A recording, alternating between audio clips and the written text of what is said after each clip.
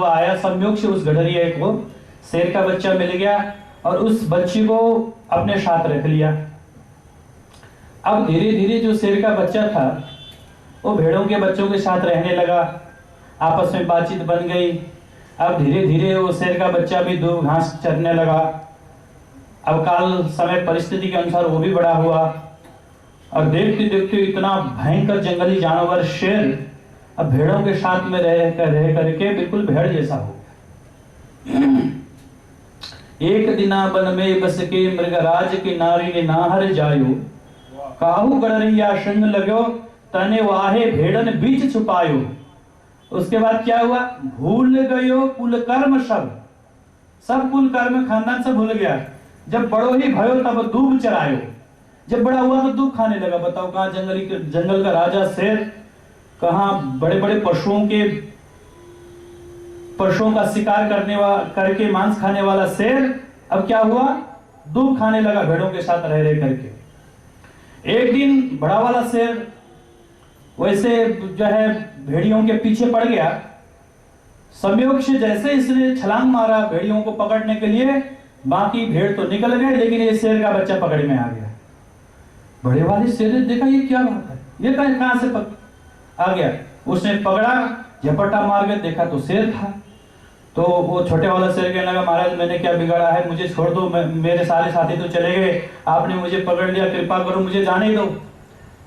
तब बड़ा वाला शेर समझ गया कि ये अपना कुल खानदान सब कुछ भूल गया, भेड़ों के साथ रह करके ये भी भेड़ी बन गया। जब तक इसके आत्मस्वरूप का बोध नहीं कराऊंगा तब तक ये भेड़ी बना रहेगा, इसलिए आज तो इसको लेके ही जाऊंगा। छोटा वाला शेर गिड़गिड़ाने लगा। तो बड़े वाले शेर ने कहा छोड़ तो दूंगा, लेकिन जब तुझे तेरी आत्मस्वरूप की ज्ञान कराऊंगा तभी छोड़ूंगा, तू क्या है, चल। महाराज सामने तालाब था, तालाब में ले आया। तालाब में ला करके बड़े वाले शेर ने कहा देख। जैसे तालाब में देखा महाराज, तालाब जब पानी स्वच्छ हो जाता है तो प्रतिबिंब आती है। तो छोटे वाला शेर घबरा गया, अरे राम राम, इसके तो स्वरूप मेरा जैसा ही है, इसकी शकल और मेरी शकल तो एक सी है। तो बड़े वाले शेर ने कहा शकल ही नहीं, तेरी और मेरी अकल भी एक ही है। जितने बल मुझ में है उतनी बल तेरे अंदर भी है, जितनी ताकत मेरे अंदर है उतनी ताकत तेरे अंदर भी है, तुझ में और मुझ में कोई फर्क नहीं है। अब छोटे वाले शेर को समझ में बात आने लगी। बड़े वाले शेर ने अपने पास रखा और शिकार करना उसके प्रारंभ करवाया। धीरे धीरे देखते देखते महाराज कल तक जंगल में भेड़ियों के साथ दूब चरने वाले शेर का बच्चा अब बड़े बड़े जंगली हाथियों को मार गिराता है। तो क्या है, कोई वो शेर को अलग से कहीं से शक्ति नहीं आई। बड़े वाले शेर ने बोध कराया कि तेरे अंदर वही सामर्थ्य है, वही शक्ति है, तू जीव नहीं, तू भेड़ नहीं, तू शेर है, तो इनको मार सकता है। तो उसको जो ज्ञान हो गया, बोध हो गया, मेरे अंदर इतना ताकत है, मेरे अंदर इतनी शक्ति है। तो वो कल तक दूब चरने वाला शेर अब आज बड़े बड़े जंगली हाथियों को मार गिराता है। तो मतलब क्या है कि जब तक हमें भी कोई बोध कराने वाला नहीं होगा, जब तक कोई सदगुरु हमारे अंदर कृपा नहीं कर देगा तब तक हमें अपने स्वरूप का बोध नहीं होगा। जैसे बड़ा शेर कौन है, सदगुरु है। सदगुरु, हम छोटे शेर हैं, हमारे अंदर भी वही ताकत है, वही सामर्थ्य है, वही परमात्मा के अंश हैं हम। ईश्वर अंश जीव अविनाशी चेतन अमर सहज सुखराशि, इसमें आनंद की कोई कमी तो है नहीं। लेकिन मैं कसम खाता हूँ और इसमें से सुगंधी आएगी। भाई उसमें से कसम न खाओ तो तब भी सुगंधी आएगी ना। हनुमान जी पांडे का, लक्ष्मी माता जी की श्रद्धा का हम जो है प्रेरणा मिल रही है तो हम कैसे बुला सकते हैं। लेकिन यह है स्वदेशे पूज्यते राजा विद्वान सर्वत्र पूज्यते। कहते एक विद्वान की और राजा की अगर तुलना की जाए, कहते राजा तो अपने राज्य में ही प्रतिष्ठित होता है, लेकिन विद्वान कहीं भी जाएंगे वहीं उनकी पूजा होगी। महाराज जी तो जहां जहां भी गए वहीं पूजा होगी। राम जी पांडे जहां कथा करेंगे वहीं इनका मान भी होगा। तो भाई हमारा जो परंपरा है बहुत अच्छा। इन्हीं शब्दों के साथ हम तो उनकी कृपा है, दो शब्द बोलने के लिए हमें अवसर मिलता है। घाट वाले बाबा जी की कृपा है। प्रीति क्यों उस परमात्मा से जो साक्षी है उसमें दृढ़ता क्यों नहीं होती है? तो उसमें ही प्रीति करनी चाहिए, उसमें ही दृढ़ता करनी चाहिए। तो कबीर साहब का दोहा है न, ज्ञानी ज्ञाता बहु मिले, पंडित कवि अनेक, राम रतन इंद्री जीता, कोटि मध्य को। हाँ, तो शेरों के लेड़े नहीं, हंसों की नहीं बात, लालों की बोरिया नहीं, संत न चले जमात। तो कोई कोई बिरला ही उस परमात्मा की जो सत्य में जो रस मिलता है उसमें ही आनंदित रहता है। तो नारायण, हम अब कई बार बाबा कहते थे कि जिस हाथी ने गन्ने का रस खाया है वो लीम का रस क्यों चखेगा? अगर लीम का रस मानो विश्व में जो आ रहे हैं, प्रेम हो रहा है, तो जो अपने रामायण में कहते हैं ना, जान ही जीव तब जग जागा, जब विषय विलास विरागा। तो हम अपने अंतःकरण में देखें झांके, जो कल अपन सत्संग के प्रसंग के अनुसार जो कहा थी ना बात है कि हम कहते तो हैं कि सब कुछ भगवान का है, लेकिन जब प्रसंग आता है, कुछ होता है, तो नारायण हृदय कांपता है। तो हम अपनी ही बात भी काट रहे हैं। तो प्रसंग आपस में सुनाते रहते हैं। और अपने सत्संग की बहन वो मीना आई नहीं, मीना घूम रही थी, बाबा बैठे थे। तो अभी जो नाले पक्के हो गए तो कच्चे थे, तो जैसे वो घूमने गई तो कूदी, पाँव फिसल गया। दोपहर का समय था तो कहा, बाबा भगवान की कृपा से बच गए। बाबा हंसे। बाबा की जो हंसी जिन्होंने देखी हो कि वही जानते, कितना प्रेम से ठाका मार के हंसते थे। अच्छा, भगवान की कृपा से बच गई, तो मारता कौन है? हम एक तरफ की भक्ति कर लेते हैं कि कृपा भगवान की, अच्छा तो भगवान का कहते हैं, और गलत होता कि नहीं, अरे बचाना तो उसका और मारना भी तो उसी का, सब में उसकी कृपा ही कृपा है। तो नारायण, हम मीठा मीठा, जैसे लुकमान वैद्य की बचपन में वे गुलाम थे, तब की बात संत लोग सुनाते रहते हैं कि अपने मालिक को, सेठ को काकड़ी छिलके दी। सेठ ने काकड़ी खाई और कहा, ले लुकू तू खा ले, दे दी। तो उस लुकमान ने, बचपन बच्चा था, सारी खा गया।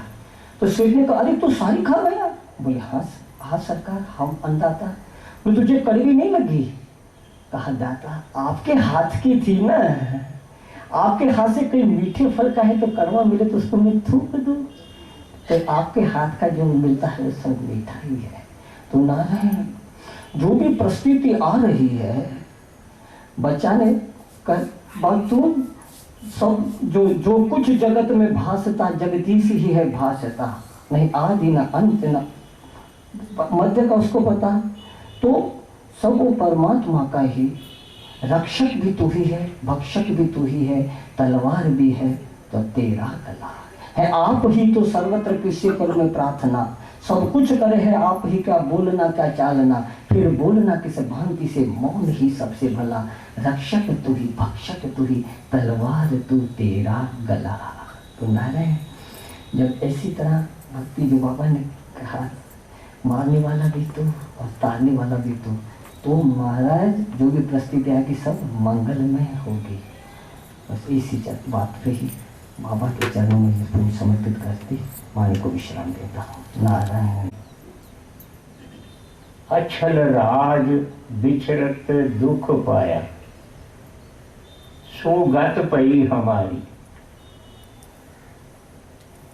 अब बात तो किसी की कर रहे हैं, राजा की। और पता है कौन से राजा? राजा जनक। एक दिन वो नरपत एक सिंहासन सोयो, सुपने पयो भिखारी। सुपने की बहुत व्याख्या, बहुत कुछ किया है। एक बात सुपने में उन्होंने बताई है गुरबानी में कि ज्यों सुपना और पेखना। बाद में बात वो करेंगे पूरी अंत में जो प्रारंभ की है, लेकिन सुपने की एक बात आपको, क्योंकि सुपना तो सबको आता है, और सुपना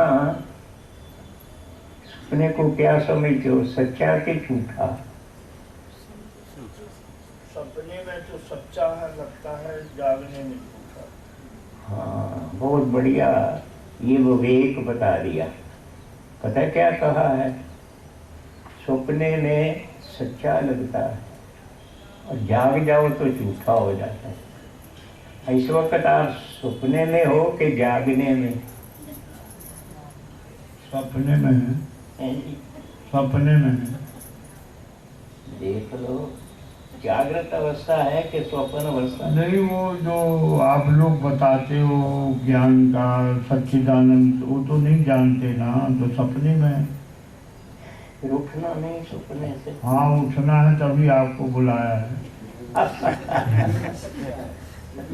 तभी बुलाया। तो फिर आज उठना पड़ेगा। ये देख लो, वो माता लक्ष्मी जी भी उसको ये उनको भी जगाइए, माता लक्ष्मी जी। वो तो जागेंगे। पता नहीं। देखो, आप समझ लो, वो अगर बात करें तो समझ में आ जाएगी कि जागे हुए हैं कि सोए हुए। बस ये कि भागती है और इसके लिए कोई समय नहीं चाहिए है, केवल हम भूल गए बस। इसलिए तो सिमरन की महिमा गाई है। सिमरो सिमर सिमर सुख पाओ, ज्यादा नहीं कहना। सिमरो सिमर सिमर सुख पाओ। और क्या करो? कल कलेश तन मह मिटाओ। कब? अभी। लेकिन ये तो हाँ, आ जाइए, स्वामी निर्मल चेतन जी बोल रहे हैं, वो चेतनानंद जी। है। जी, बात इतनी है। सिमरो सिमर सिमर सुख पाओ। किसको सिमरें हाँ, मैं बताता हूँ किसको सिमरना है। और सिमर कैसे सिमरें? वो सब लिखा है। और हर साल सुनते हैं। असल कल मैंने अपनी पत्नी के ऊपर बड़ा गुस्सा कर दिया और सोई मैं तो कहता हूँ घड़ी का नहीं मतलब, आप कहते हो साल की बात। वो तो तब हो अगर कुछ नहीं मिला, महाराज इतनी मेहनत की है, इतना ये किया वो किया, हुआ कुछ भी नहीं। वो तो सब कुछ हो गया, फेंक दो हथियार सब, अब राय पुख्ता है मेरी, लग गया पूरा निशाना, काम क्या बाकी रहा? 1,84 के चक्कर से थका खोली कमर, अब रहा आराम पाओ, काम क्या बाकी रहा? कृपा हो गई ना, ये तो कृपा है। मोक्ष मूलम गुरु कृपा। तो वो कर लो, नहीं करते।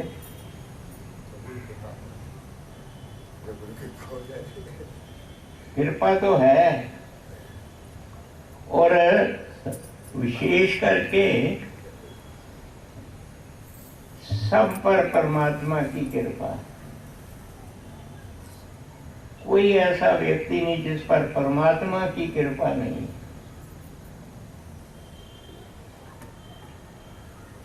देख लो, सबसे अब गुरबानी में तो लिखा भी हुआ है, गुर सेवा ते भगत कमाई, तो ये मानुष देही पाई।